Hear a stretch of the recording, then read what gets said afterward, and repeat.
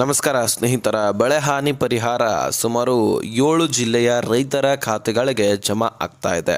ಹೌದು ಸ್ನೇಹಿತರೆ, ಬಹಳಷ್ಟು ರೈತರು ಈ ಬೆಳೆ ಹಾನಿ ಪರಿಹಾರಕ್ಕೋಸ್ಕರ ಕಾಯ್ತಾನೆ ಇದ್ದಾರೆ. ಯಾಕಂದರೆ ಅದರಲ್ಲಿ ಸಣ್ಣ ಪುಟ್ಟ ರೈತರಂತರೂ ಈಗಾಗಲೇ ಸಣ್ಣ ಪುಟ್ಟ ರೈತರು ಬೆಳೆಗಳನ್ನು ಬೆಳೆದಿರ್ತಕ್ಕಂತಹ ರೈತರು ಏನು ಸಾಲ ಸೂಲಗಳನ್ನು ಮಾಡ್ಕೊಂಡು ಬೆಳೆದಿರ್ತಾರೆ.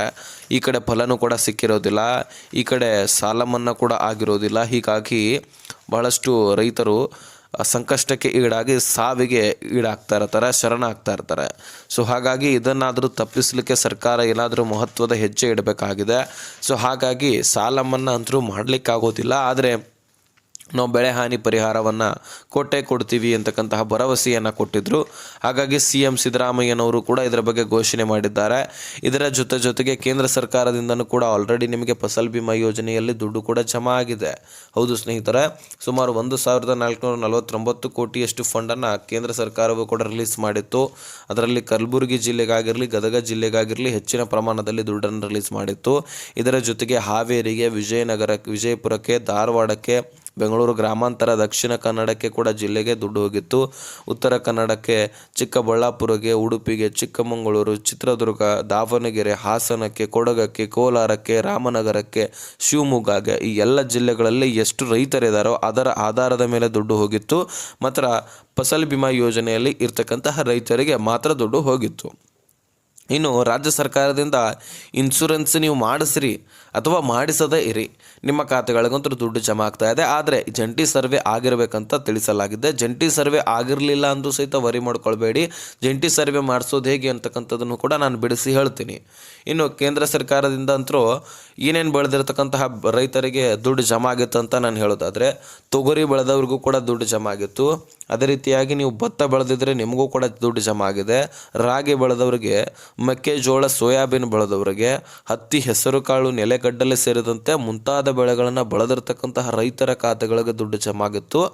ಸೊ ಈಗಾಗಲೇ ಒಂದು ತಿಂಗಳ ಹಿಂದೆಯೇ ಈ ದುಡ್ಡು ಎರಡೆರಡು ಹಂತದಲ್ಲಿ ಜಮಾ ಆಗಿತ್ತು. 2024-25ನೇ ಸಾಲಿನ ಮುಂಗಾರು ಹಂಗಾಮಿನ ಬೆಳೆ ಹಾನಿ ವಿಮೆಯನ್ನು ಮಂಜೂರು ಮಾಡಲಾಗಿತ್ತು. ಸೊ ಸುಮಾರು 23 ಲಕ್ಷಕ್ಕಿಂತ ಹೆಚ್ಚಿನ ರೈತರ ಬ್ಯಾಂಕ್ ಅಕೌಂಟ್ಗಳಿಗೆ ಈ ದುಡ್ಡನ್ನು ಜಮಾ ಮಾಡಲಾಗಿತ್ತು. ಸ್ನೇಹಿತರೆ, ಭಾಳಷ್ಟು ರೈತರು ಫಸಲ್ ಬಿಮಾ ಯೋಜನೆಯಲ್ಲಿ ನಮ್ಮ ರಾಜ್ಯದಲ್ಲಿ ಕೂಡ ಫಲಾನುಭವಿಗಳಾಗಿದ್ದಾರೆ. ಸೊ ಮುಂದಿನ ದಿನಗಳಲ್ಲಿ ಕೂಡ ಈ ಫಸಲ್ ಬಿಮಾ ಯೋಜನೆಯಲ್ಲಿ ನೀವು ಫಲಾನುಭವಿಗಳಾಗಿ, ಯಾಕಂದರೆ 2026-27ನೇ ಸಾಲಿನಲ್ಲಿ ನೀವು ಏನಾದರೂ ಈ ಫಸಲ್ ಬಿಮಾ ಯೋಜನೆಯಲ್ಲಿ ಫಲಾನುಭವಿಗಳಾಗಿದ್ದರೆ ಬರ ಬಿದ್ದರೆ ಬರ ಪರಿಹಾರ ಸಿಗುತ್ತೆ, ಬೆಳೆ ಹಾನಿ ಆದರೆ ಬೆಳೆ ಹಾನಿ ಪರಿಹಾರ ಸಿಗುತ್ತೆ.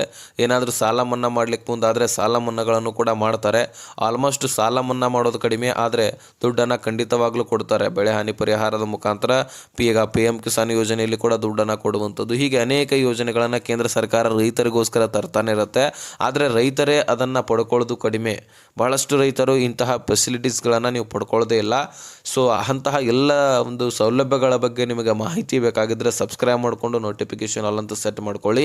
ಇದು ನನಗೋಸ್ಕರ ಅಲ್ಲ, ನಿಮಗೋಸ್ಕರನೇ. ಯಾಕಂದರೆ ವಿಶೇಷವಾದಂತಹ ಅಪ್ಡೇಟ್ಸ್ಗಳನ್ನು ನಾವು ಕೊಡ್ತಾ ಇರ್ತೀವಿ, ಇಂಪಾರ್ಟೆಂಟ್ ಮಾಹಿತಿಗಳನ್ನು ದೊರಕಿಸಿ ಕೊಡ್ತಾ ಇರ್ತೀವಿ. ಅವುಗಳು ನಿಮಗೆ ಬೇಕಂದರೆ ಸಬ್ಸ್ಕ್ರೈಬ್ ಮಾಡ್ಕೊಂಡ್ಬಿಡಿ. ಹಾಗೆ ನೋಟಿಫಿಕೇಷನ್ ಮುಖ್ಯವಾಗಿ ಆಲ್ ಅಂತ ಸೆಟ್ ಮಾಡ್ಕೊಳ್ಳಿ. ಈಗ ಈ ಬೆಳೆ ಹಾನಿ ಪರಿಹಾರ ಸ್ನೇಹಿತರೆ ಆಲ್ರೆಡಿ ಈಗ ನಿಮ್ಮ ಖಾತೆಗಳಿಗೆ ಜಮಾ ಆಗಲಿಕ್ಕೆ ಪ್ರಾರಂಭವಾಗಿದೆ. ಸ್ನೇಹಿತರೆ, ಪ್ರತಿಯೊಂದು ಹೆಕ್ಟೇರ್ಗೆ 31,000ದಷ್ಟು ಕೂಡ ಈಗ ರಾಜ್ಯ ಸರ್ಕಾರ ದುಡ್ಡು ಕೊಡ್ತಾ ಇದೆ. ಜಂಟಿ ಸರ್ವೆ ಆಗದ ಸಂದರ್ಭದಲ್ಲಿ ಜಂಟಿ ಸರ್ವೆ ಮಾಡಲಿಕ್ಕೆ ಸರ್ಕಾರ ಮುಂದಾಗಿತ್ತು. ಅದನ್ನು ಸ್ಪೀಡಾಗಿ ಮಾಡಬೇಕಂದ್ರೆ ಇನ್ನೂ ಮಳೆ ಆಗ್ತಾ ಇತ್ತು ಆ ಸಂದರ್ಭದಲ್ಲಿ. ಯಾಕಂದರೆ ಜಂಟಿ ಸರ್ವೆ ಒಂದು ಸಾರಿ ಮಾಡಿ ಮುಗಿಸಿದ್ರಪ್ಪ ಅಂದರೆ ಇನ್ನೊಂದು ಸಾರಿ ಜಂಟಿ ಸರ್ವೆ ಆಗೋದಿಲ್ಲ. ಮತ್ತು ಹೆಚ್ಚಿನ ಮಳೆ ಆಯ್ತಪ್ಪ ಅಂದರೆ ಇನ್ನೂ ಕೆಲವೊಂದಿಷ್ಟು ಜಿಲ್ಲೆಗಳಲ್ಲಿ, ಊರುಗಳಲ್ಲಿ ಬೆಳೆಗಳು ಹಾನಿ ಆಗಿಬಿಡುತ್ತೆ. ಮತ್ತು ಅದರ ಬಗ್ಗೆ ವೆರಿಫಿಕೇಷನ್ ಮಾಡೋರು ಯಾರು?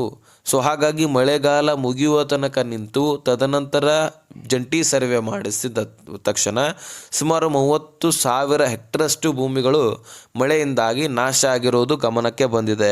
ಅಲ್ಲಿ 4-5% ಈ ವರ್ಷದಲ್ಲಿ ಹೆಚ್ಚಿನ ಮಳೆ ಆಗಿದೆ. ಹೀಗಾಗಿ ಬಹಳಷ್ಟು ಬೆಳೆಗಳು ನಾಶ ಆಗಿಬಿಟ್ಟಿದೆ.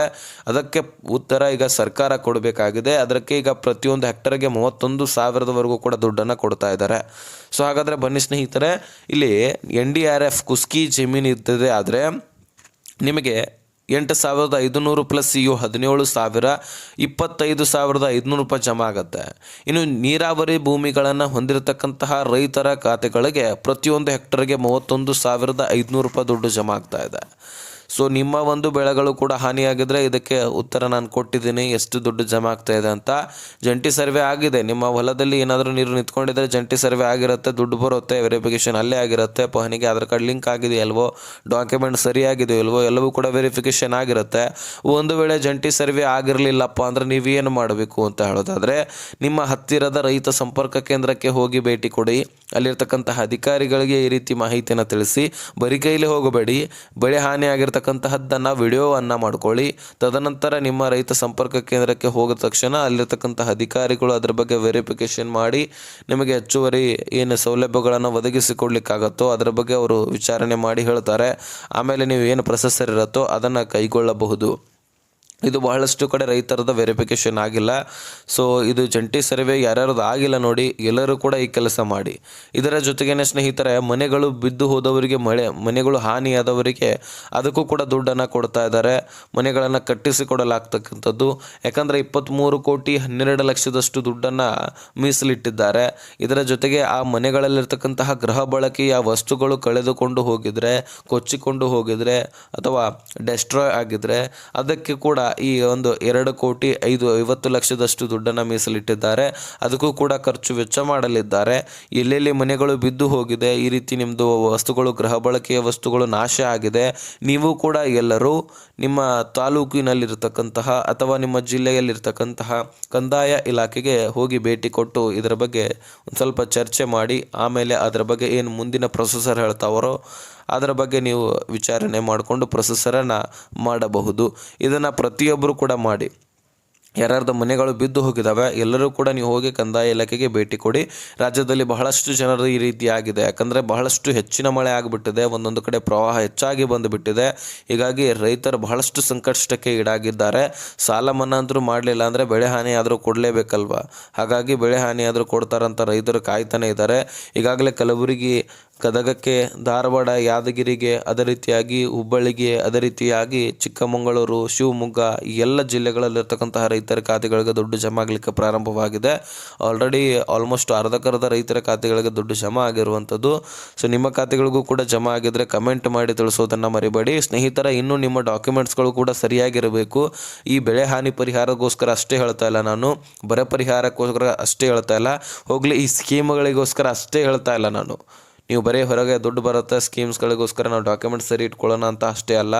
ನಿಮ್ಮ ಒಂದು ಹೊಲ ಗದ್ದೆಗಳು ಇನ್ಯಾವನೋ ಬಂದು ಲಪ್ಟಾಯಿಸ್ಕೊಂಡು ಹೋಗಬಾರ್ದು. ನೀವು ಕೋರ್ಟು ಕಚೇರಿ ಅಂತ ಅಲ್ದಾಡಬಾರ್ದು. ನಾವಂತರೂ ನೋಡಿದ್ದೀವಿ ಸ್ನೇಹಿತರೆ, ಈ ರೀತಿ ಡಾಕ್ಯುಮೆಂಟ್ಸ್ ಸರಿ ಇಟ್ಕೊಳ್ಳೋದಿಲ್ಲ ಅಥವಾ ಹೊಲಗಳಲ್ಲಿ ಉಳುಮೆ ಮಾಡಿರ್ತಾರೆ, ಇನ್ಯಾವನೋ ಬಂದು ಅದನ್ನು ಇನ್ನೊಬ್ಬರಿಗೆ ಮಾರಾಟ ಮಾಡೋದು, ಅದನ್ನು ಯಾರೋ ಬಂದರು ಮಾರಾಟ ನಂದಿದೆ ಅಂತ ಕುಂಡ್ರೋದು. ಈ ರೀತಿ ಬಹಳಷ್ಟು ಜನರದ್ದು ನೋಡಿದ್ವಿ. ನಿಮ್ಮ ಹೊಲ ಗದ್ದೆಗಳಿಗೆ ನೀವೇ ಕೋರ್ಟ್ ಕಚೇರಿ ಅಂತ ಅಲದಾಡಿ ನೀವೇ ದುಡ್ಡನ್ನು ಹಾಕಿ ನಿಮ್ಮ ಹೊಲಗಳನ್ನು ಉಳಿಸ್ಕೊಳ್ಳಿಕ್ಕೆ ನೀವೇ ದುಡ್ಡು ಹಾಕೋದು ಇದು ಎಂತ ಹಾಗಾಗಿ ನಿಮ್ಮ ಡಾಕ್ಯುಮೆಂಟ್ಸ್ಗಳನ್ನು ಸರಿ ಇಟ್ಕೊಳ್ಳಿ ಅಂತ ಬರೀ ನಾನು ಹೇಳ್ತಾ ಇಲ್ಲ, ಸ್ವತಃ ಸರ್ಕಾರಗಳು ಹೇಳ್ತಾ ಇದ್ದಾವೆ. ಕೇಂದ್ರ ಸರ್ಕಾರವೂ ಕೂಡ ಹೇಳ್ತಾ ಇದೆ, ರಾಜ್ಯ ಸರ್ಕಾರವೂ ಕೂಡ ಹೇಳ್ತಾ ಇದೆ. ಹಾಗಾಗಿ ಪಹಣಿಗೆ ಆಧಾರ್ ಕಾರ್ಡನ್ನು ಲಿಂಕ್ ಮಾಡಿಸ್ಕೊಳ್ಳಿ. ನಿಮ್ಮ ತಾಲೂಕಿನಲ್ಲಿರ್ತಕ್ಕಂತಹ ಗ್ರಾಮ ಪಂಚಾಯಿತಿಗಳಿಗೆ ಹೋಗಿ ಅಲ್ಲಿರ್ತಕ್ಕಂತಹ ಗ್ರಾಮ ಲೆಕ್ಕಾಧಿಕಾರಿಗಳು ನಿಮ್ಮ ಪಹಣಿಗೆ ಆಧಾರ್ ಕಾರ್ಡನ್ನು ಲಿಂಕ್ ಮಾಡಿಸ್ಕೊಳ್ತಾರೆ. ಬರೀ ಹಾಗೆ ಹೋಗಬೇಡಿ, ಪಹಣಿ Aadhaar card, 2 passport size photo ಹಾಗೂ ಮೊಬೈಲ್ ಸಂಖ್ಯೆಯನ್ನು ತೆಗೆದುಕೊಂಡು ಹೋದರೆ ನಿಮ್ಮ ಒಂದು ಪಹಣಿ ಆಧಾರ್ ಕಾರ್ಡ್ಗೆ ಲಿಂಕ್ ಆಗಿ ಬರುತ್ತೆ. ಇದನ್ನು ನೀವು ಪ್ರತಿಯೊಬ್ಬರು ಮಾಡಿ ಕೆಲಸ ಖಂಡಿತವಾಗಲೂ ನಿಮಗೆ ಡಾಕ್ಯುಮೆಂಟ್ಸ್ಗಳು ಕ್ಲಿಯರ್ ಇಟ್ಕೊಳ್ಳಿ. ತದನಂತರ ನಿಮಗೆ ಖಂಡಿತವಾಗಲೂ ಇಂತಹ ಎಲ್ಲ ಸ್ಕೀಮ್ಸ್ಗಳಲ್ಲಿ ದುಡ್ಡು ಬರೋದ್ರ ಜೊತೆಗೆ ನಿಮ್ಮ ಆಸ್ತಿ ಪಾಸ್ತಿಗಳು ಪ್ರೊಟೆಕ್ಟ್ನಲ್ಲಿ ಇರುತ್ತೆ.